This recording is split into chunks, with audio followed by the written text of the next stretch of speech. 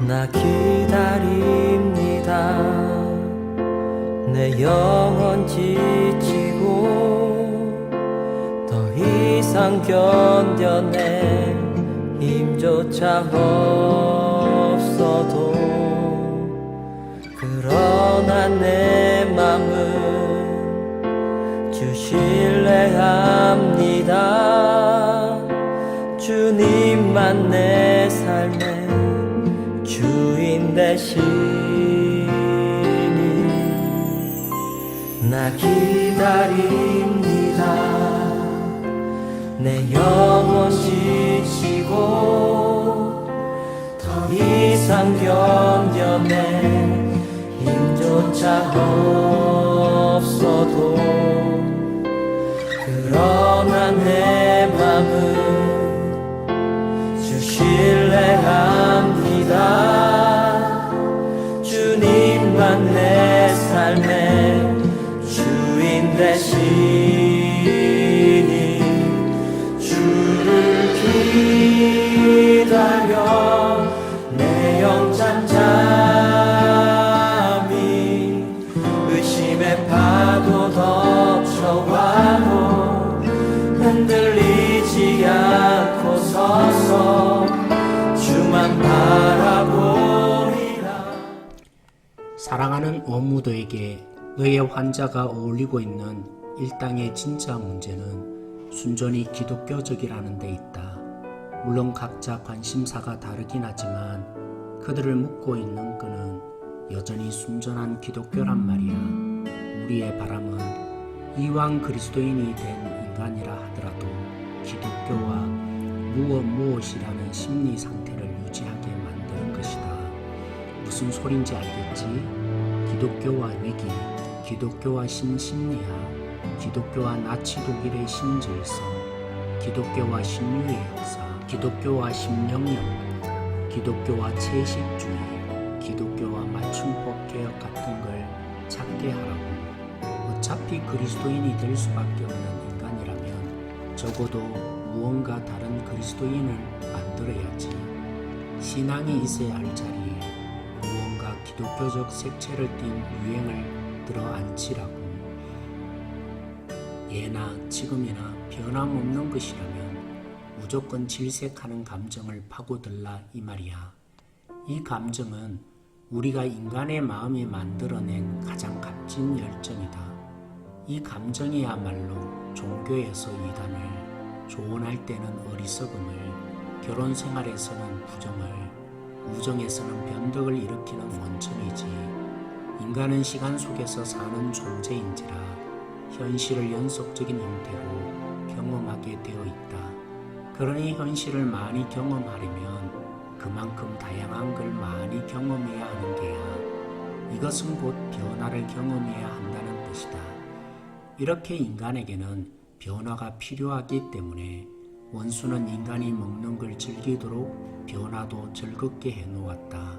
그러나 먹는 것이 그렇듯 변화 역시 그 자체가 목적이 되면 곤란하니까 불변을 사랑하는 마음을 주어 변화를 사랑하는 마음과 균형을 맞추어 놓은 게야. 그리고는 변화와 불변을 결합함으로써 자신이 창조의 세계 속에서 이 두 취향이 다 만족될 수 있도록 고안해 두었지. 인간에게 사계절을 주되 그 계절이 해마다 다르면서도 같게 해놓은 것처럼 말이야. 그래서 봄은 늘 새로우면서도 동시에 아주 오래된 주제의 반복이 된다. 원수는 자기 교회에도 영적 해를 주었는데 그것 역시 금식과 축제가 번갈아가며 바뀌면서도 동시에 해마다 같은 절기를 지키게 되어 있지. 그러나 우리는 먹는 즐거움만 따로 부풀려 탐식을 만들어낸 것처럼 변화가 주는 자연스러운 즐거움만 따로 뒤틀어 완벽하게 새 것만 원하는 욕구로 바꾸고 있다. 이 욕구는 전적으로 우리 작품이야. 혹시라도 우리가 이 인물을 게을리한다면 인간들은 올해 1월에 내리는 눈송이와 오늘 아침의 해돋이와 이번 크리스마스의 플럼 피딩 앞에서 새로움과 친숙함을 동시에 맛보며 만족할 뿐 아니라 황홀감까지 느끼게 될걸. 우리의 교육을 제대로 받기 전에 어린아이들이 하는 꼴을 좀 보거라. 여름에서 가을로 접어들 때마다 여느 해와 다름이 없이 도토리 놀이에서 돌멩이 치기로 제철 놀이를 바꾸면서도 재미있어서 어쩔 줄 모르지 않느냐. 그러니 우리가 끊임없이 노력할 때만이 이등과 상관없는 무한한 변화의 욕구를 보존할 수 있는 게야. 이 욕구는 여러모로 유익하다. 무엇보다도 욕망은 증대시키면서 쾌락은 감소시킬 수 있지. 새것이 주는 쾌락이란 본질상 그 어떤 것보다 한계 효용 체감의 법칙에 지배받게 마련이거든. 게다가 지속적으로 새것을 경험하려면 돈이 많이 들기 때문에 탐욕이나 불행 중 하나 또는 두 가지 모두를 불러올 수 있다. 더 나아가 이 욕구가 거세지면 거세질수록 무한한 쾌락의 원천은 더 빨리 고갈되어 버리고 결국에는 원수가 금지하는 쾌락으로 나아가게 되지. 예를 들어볼까? 우리는 최근에 이런 식으로 예나 지금이나 변함없는 것을 질색하는 마음에 불을 지름으로써 예술을 그 어느 때보다 위험이 덜한 물건으로 바꾸어 놓았다. 저급 예술가, 고급 예술가 할 것 없이 새롭고 더 새로운 것, 과도한 선정성, 부조리, 잔혹성, 교만 속으로 하루가 다르게 빠져들고 있거든. 마지막으로 새 것을 찾는 이 욕망은 유행이나 풍조를 창조해내는데 꼭 필요한 요소가 된다. 사상의 유행을 이용하면 진짜 위험한 것에 관심을 갖지 못하도록 방해할 수 있지. 각 세대마다 가장 덜 위험한 악은 반대하면서 우리가 그때그때 퍼뜨리고 싶은 악에 가장 가까운 미덕은 찬성하도록 유행의 구호를 몰고 가면 된다고. 홍수가 날 때는 소화기를 들고 설치게 하고 배가 침몰할 때는 배전까지 물이 들어온 쪽으로만 몰려들게 하는 게 우리 작전이야. 인간들이 모조리 세속화되고 열정이 식을 때에는 열정의 위험성을 조목조목 폭로하는 사조를 유행시키고 1세기쯤 지난 사람들이 모조리 바이런식의 감상에 빠졌을 때에는 단순한 오성의 위험을 부르짖도록 유행을 바꾸어 버리는 게지. 또 잔인한 시대에는 감상을 경계하게 하고 나태하고 게으른 시대에는 체면을 경계하게 하며 선정적인 시대에는 청교도주의를 경계하게 한다. 인간들이 죄다 노예 내지는 폭군이 되려고 안달나 있을 때에는 물론 자유주의를 최고의 적으로 만들어야지. 그러나 무엇보다 큰 승리는 예나 지금이나 변함없는 것을 질색하는 이 감정을 철학으로 승화시킴으로써 지식인들의 헛소리를 통해 의지의 타락을 강화시키는 것이다. 그런데 유럽 사상에 전반적으로 나타나고 있는 진화론적 역사적 특징은 이 점에서 아주 유용하지. 원수는 상투적인 걸 좋아한다. 그래서 내가 아는 한 인간들이 행동을 하기에 앞서 아주 단순한 질문들을 던지길 바라지. 이를테면 옳은 일인가, 신중한 일인가, 가능한 일인가 하는 따위 말이야. 그런데 우리가 그 대신 우리 시대의 전반적인 조류에 부합하는 일인가, 진보적인 일인가, 반동적인 일인가, 역사의 흐름에 맞는 일인가를 질문하게 만들 수만 있다면 진짜 필요한 질문들은 무시하게 될 게다. 물론 이런 건 대답할 수 없는 질문들이야. 인간은 미래가 어떻게 될지 모를 뿐 아니라 그 미래의 모습이라는 게 사실은 상당 부분 지금 자기들의 선택에 달려 있다는 것도 모르니까. 그들은 오히려 미래에 기대어 지금 선택을 내리려고 들지.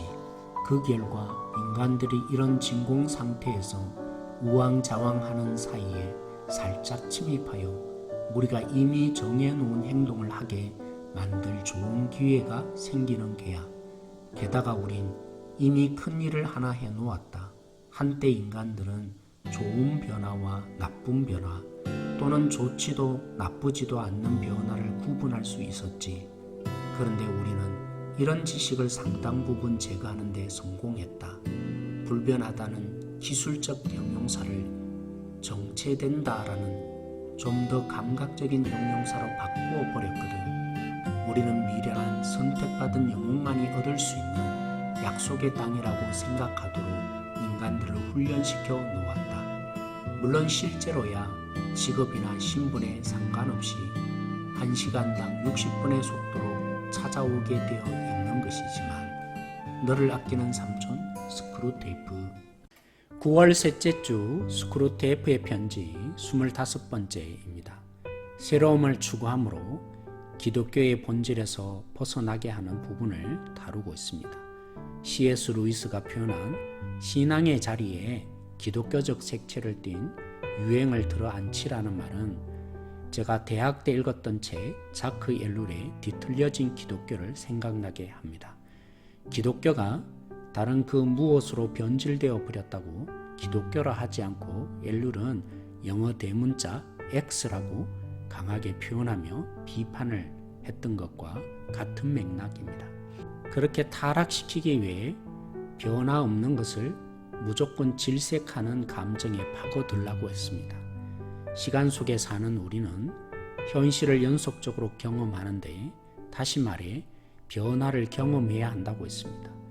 이 변화가 긍정적으로 자리 잡게 하려고 주님은 불변을 사랑하는 마음을 주어 균형을 이루도록 한다고 했습니다. 그러니까 변화 자체가 결코 나쁜 것이 아닙니다. 그런데 변화에만 몰두하게 되면 타락이 일어납니다. 첫째, 새 것이 주는 쾌락은 점점 더 강한 쾌락을 원하게 되는데 탐욕 같은 것을 부채질하게 됩니다. 둘째, 변화는 유행이나 풍조를 창출하게 되는데 악을 유행구어 정도로 몰고 갈 수 있습니다. 셋째, 의지를 타락합니다.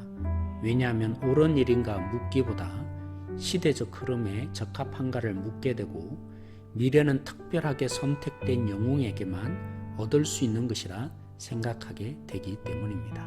불변하다라는 형용사를 정체되어 있다는 감정적인 형용사로 바꾸어 버렸다고 마지막에 덧붙인 것처럼 우리는 변화 자체를 추구하는 데 목적을 두면 오래된 것, 어른, 전통, 심지어 교리마저도 고리타분한 것으로 여기며 부정적으로 보게 됩니다. 아무것도 잘 모르고 설익은 인생을 산 자녀들은 나이 든 부모의 말을 들어야 한다는 잠언의 충고를 기억해야 할 필요가 있습니다.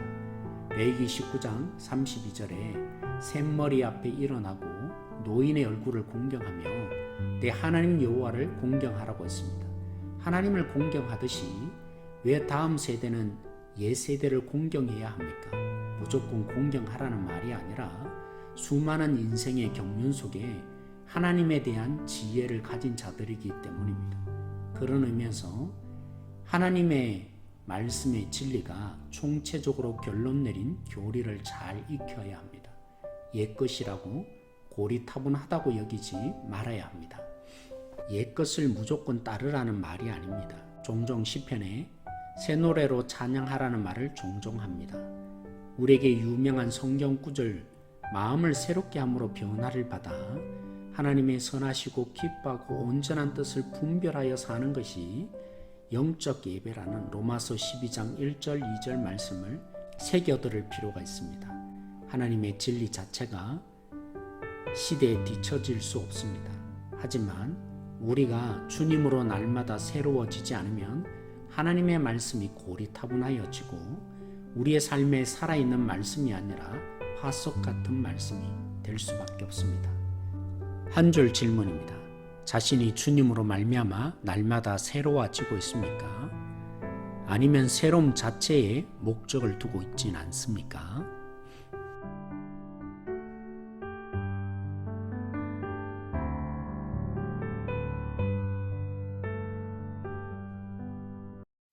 주보혈 날 정결케 하고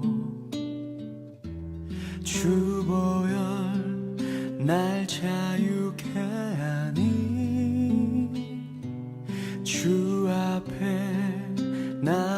예배하는 이 시간 나의 모든 것을 주께 드리네. 주의 손 날 위에 지키셨고 주의 발 날 위에 박히셨으니 이제는 내가 사는 것이 아니요 오직 주를 위해 사는 것이라.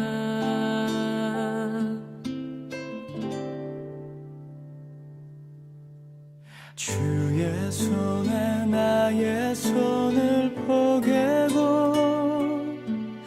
또 주의 발에 나의 발을 포개어 나 주와 함께 죽고 또 주와 함께 살리라.